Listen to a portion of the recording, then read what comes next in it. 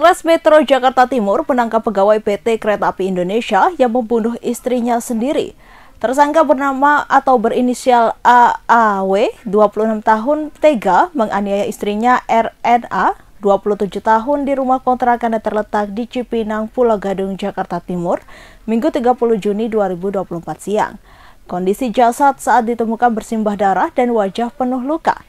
Jasad tergeletak di depan pintu kamar mandi dan tampak bak mandi bayi berwarna merah muda yang berisi air. Pada Selasa 2 Juli 2024, Kapolres Metro Jakarta Timur Kombes Nicholas Ari Lilipali menyatakan korban dicekik dan dipukul hingga 2 kali usai memandikan anak yang masih berusia 8 bulan. Saat diperiksa, tersangka mengaku melakukan pemukulan ke wajah dan kepala. Setelah korban terjatuh, tersangka tak melakukan upaya pertolongan sehingga korban tewas. Tersangka kemudian menghubungi ayahnya dan mengabarkan kematian korban. Penyidik akan memeriksa kejiwaan tersangka yang tak kabur usai melakukan pembunuhan. Kombes Nicholas Ari Lilipali mengatakan tersangka menuduh istrinya hamil dan selingkuh dengan pria lain. Setelah dilakukan autopsi, terungkap korban tidak hamil. Penyidik juga telah memeriksa handphone milik korban dan tak ditemukan bukti perselingkuhan. Kabar kehamilan korban pertama kali keluar dari tersangka sehingga warga pun percaya. Akibat perbuatannya, tersangka dapat dijerat pasal 44 ayat 3 Undang-Undang Nomor 23 Tahun 2004 tentang penghapusan kekerasan dalam rumah tangga atau pasal 338 KUHP tentang pembunuhan. Sebelum ditangkap petugas kepolisian, pelaku sempat diinterogasi warga. Sekretaris RT setempat, Hendra, mengatakan kondisi jasad korban mengalami luka parah di wajah akibat penganiayaan. Pasangan suami istri sempat terlibat cekcok dan berujung kematian. Warga juga menemukan sebuah buku yang terdapat tulisan motif pelaku membunuh istrinya. Pelaku menulis menggunakan pensil sebelum membunuh korban. Hendra melanjutkan, dugaan sementara pelaku menganiaya korban karena ingin bercerai. Hakim Tunggal Eman Sulaiman sampai ingin bertepuk tangan mendengar pertanyaan hebat dari pengacara Peggy Setiawan ke ahli Profesor Suhandi Cahaya di lanjutan sidang pra-peradilan di Pengadilan Negeri Bandung, Rabu 3 Juli 2024. Hal itu bermula saat pengacara Peggy mempertanyakan ke ahli apakah boleh Polda Jawa Barat mengganti DPO dari Peggy Peron menjadi Peggy Setiawan. Ahli Suhandi pun menegaskan tidak boleh. Sontak hal itu membuat pengunjung sidang bersorak. Hakim Eman pun menegur pengunjung sidang yang ribut itu. Eman mengakui dirinya juga ingin bertepuk tangan tapi harus menahan diri karena berada di ruang sidang. Demi kepentingan hukum, bolehkah polisi melawan atau merubah putusan pengadilan yang sudah ingkrah? Nggak boleh. Tidak boleh? Iya. Kami sebut contoh ya. Di dalam putusan Pengadilan Negeri Cirebon tahun 2017, seperti yang tadi rekan kami sampaikan, daftar DPO salah satu diantaranya adalah Peggy alias Peron, tinggi badan 160, ya, rambut keriting, kulit hitam, beralamat di Banjarwangunan, Kecamatan Mundu. Yang ditangkap adalah Peggy Setiawan. Ya, tinggi 160, katakanlah begitu karena standar Indonesia ya. Rambut lurus, alamat Kepompongan, Kecamatan Talun. Nah, artinya dalam hal ini polisi merubah daftar DPO. Pertanyaan aja. Ya, apakah itu boleh dilakukan oleh polisi? Tidak boleh. Tidak boleh. Berarti polisi harus menangkap orang yang berada di daftar DPO sesuai dengan daftar DPO. Ya. Terima kasih.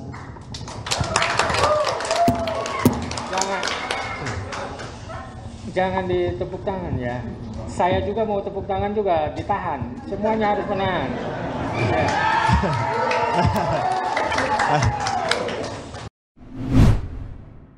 PDI Perjuangan mempertimbangkan mengusung nama Ketua Umum Partai Solidaritas Indonesia atau PSI Kaisang Pangarep di Pilkada Jawa Tengah 2024. Selasa 2 Juli, Ketua DPP PDIP Puan Maharani mengatakan nama Kaisang Pangarep masuk radar PDIP setelah melihat elektabilitas putra bungsu Presiden Joko Widodo itu menjadi yang tertinggi berdasarkan hasil survei yang dilakukan oleh beberapa lembaga. Puan Maharani tak mempermasalahkan elektabilitas Kaisang yang disebut berada di urutan pertama menurut survei yang dilakukan oleh Lembaga Survei Indonesia atau LSI.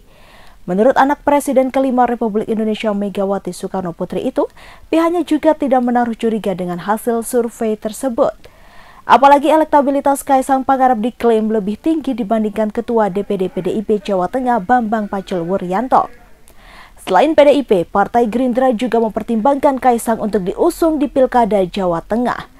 Hal itu disampaikan oleh Ketua Umum Partai Gerindra Habibur Rahman pada Senin 1 Juli 2024. Habibur Rahman juga menilai wajar elektabilitas Kaisang menduduki urutan pertama di Pilkada Jawa Tengah sebab Jawa Tengah merupakan kampung halaman Presiden Jokowi.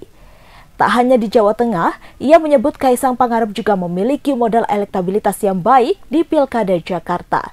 Karena itu, Koalisi Indonesia Maju berpeluang mengusung Kaisang di Pilkada Jawa Tengah. Abdul Rozak atau yang akrab disapa Ayah Ozak membantah adanya orang ketiga di dalam kandasnya hubungan sang putri Ayu Ting Ting dengan Letu Fardana. Menurut Ayah Ojak, adanya orang ketiga yang membuat hubungan asmara sang putri dengan abdi negara berakhir itu merupakan isu belaka. Pengakuan itu dikatakan Ayah Ojak dikutip dari Tribun Sel pada Rabu 3 Juli. Meskipun bersedih lantaran jalinan asmara putrinya lagi-lagi gagal, namun ayah dari pelantun lagu Sambalado ini memasrahkan jalan hidupnya pada Tuhan. Kendati demikian, Ayah Ojak menyampaikan bahwa hubungannya dengan ayah dari Letu Fardana pun masih berjalan mulus. Bahkan, Ayah Ojak menilai ayah dari Fardana merupakan orang yang sangat baik. Hingga kini, komunikasinya dengan pria yang seharusnya menjadi besan itu juga masih berjalan dengan baik. Ayah Ojak menambahkan keputusan tersebut merupakan murni kesepakatan yang telah disetujui oleh Ayu maupun Dana. Enggan berkomentar ataupun ikut campur lebih dalam, ayah dua anak ini hanya berdoa yang terbaik untuk putri tercintanya. Tariq Halilintar mengaku ada rasa malu saat tahu bahwa komentar tentang dirinya disebut telah haji sejak usia 2 bulan di berbagai kolom komentar yang bahkan tak berkaitan dengan cerita tersebut. Salah satu yang paling membuatnya merasa malu adalah saat dia menemukan komentar di unggahan Euro 2024 soal pemain sepak bola Spanyol. Meskipun ada rasa malu dengan banyaknya komentar dirinya terkait haji sejak usia 2 bulan, Tariq menganggap itu sebagai hal yang lucu. Diungkap Tariq, ibunya Geni Faruk sebenarnya hanya bercanda saat mengeluarkan pernyataan itu di acara lamaran Tariq dan Alia Mas Said. Terlepas banyaknya sindiran terhadap ibunya karena perkataan tersebut, Tariq tetap menganggap itu sebagai cara ibunya menunjukkan kasih sayang. Untuk diketahui, sebelumnya di acara lamaran Tariq Halilintar dan Alia Mas Said, Geni Faruk menyebutkan soal Tariq yang telah haji sejak usia 2 bulan. Atta sempat menghentikan ucapan ibunya dengan mengatakan hal itu belum bisa disebut haji, tetapi Geni Faruk memberikan jawaban atas ucapan putra sulungnya itu. Geni Faruk sendiri akhirnya memberikan penjelasan tentang ucapannya di acara tersebut, mengatakan bahwa itu hanya bercanda. Nasib tragis menimpa seorang ibu rumah tangga bernama Siriati 30 tahun di Kabupaten Luwu, Sulawesi Selatan. Ia ditemukan tewas di dalam perut ular piton di Desa Siteba, Kecamatan Walendrang Utara, Kabupaten Luwu, Selasa 2 Juli. Melansir tribuntimur.com, kejadian bermula saat Siriati dalam perjalanan menuju rumah saudaranya sekira pukul 7.30 WITA. Menurut Sekretaris Desa Siteba yang 38 tahun mengatakan, rencananya Siriati akan diantar saudaranya membelikan obat untuk anaknya. Namun setelah ditunggu beberapa saat, korban tak juga sampai. Karena merasa khawatir, Adiansyah memutuskan menyusul istrinya. Saudara korban lantas memastikan keberadaan Siriati kepada suaminya, Adiansyah. Dalam perjalanan, Adiansyah menemukan sandal milik istrinya tergeletak di jalan. Dari temuan itu, Adiansyah telah curiga ada yang tak beres dengan istrinya. Adiansyah juga menemukan jejak istrinya dimangsa ular. Menurutnya, sang istri diseret oleh ular tersebut sejauh 5 meter. Tak lama setelah itu, Adiansyah pergi memanggil keluarganya dan warga dusun Balatana. Warga akhirnya menemukan ular raksasa sepanjang sekira 6 meter dengan perut besar. Mereka langsung memotong kepala ular kemudian digantung. Yang menjelaskan jarak dari rumah korban ke lokasi kejadian sekira 500 meter.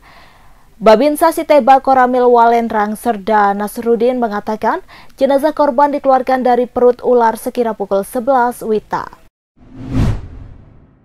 TNI Angkatan Darat menyatakan terbuka apabila ada bukti keterlibatan prajurit dalam kebakaran rumah wartawan Tribrata TV, Riko Sempurna Pasaribu, di Kelurahan Padang Mas, Kecamatan Kabanjahe, Kabupaten Karo, Provinsi Sumatera Utara.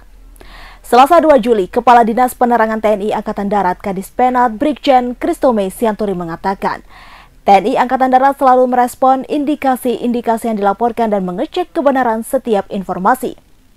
Brigjen Kristome melanjutkan TNI Angkatan Darat akan memproses hukum jika prajuritnya terlibat dan terbukti dalam kebakaran tersebut.